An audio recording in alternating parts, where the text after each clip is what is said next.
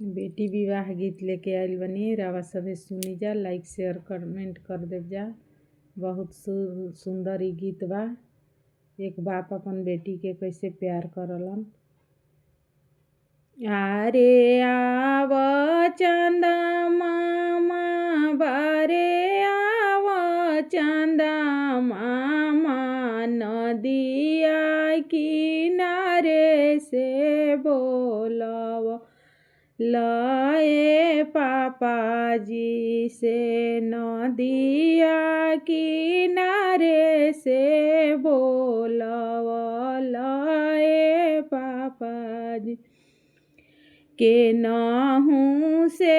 आवत रही तोरे गोदे खेलत रही बेटावा सामनावा दुलर लय पापा जी से बेटावा सामनावा दुलर लय पापा जी धूरी धाकड़ खेलत रही झारी के उठावत रह बेटा अनेक जंघिया बैठव लए पापा जी से बेटा अने गोद में बैठव लए पापा जी जब हमसे आना भैनी अम्मा के नजरिया में प्राया के हाथवा धरव लए पापा जी जब हमसे आना भैनी हम के बिसारी दिहल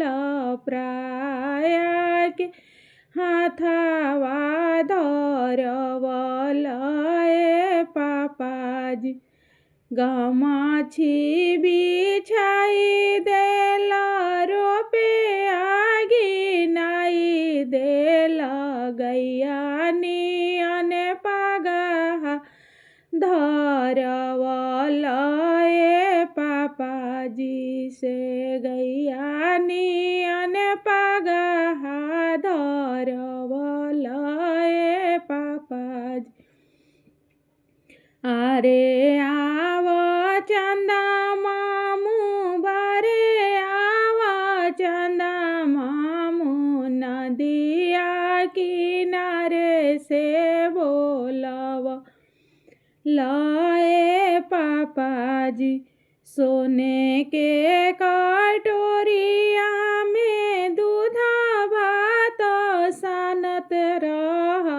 गोदिया बैठाई के खियव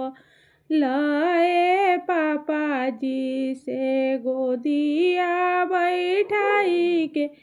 खियव लए पापा जी।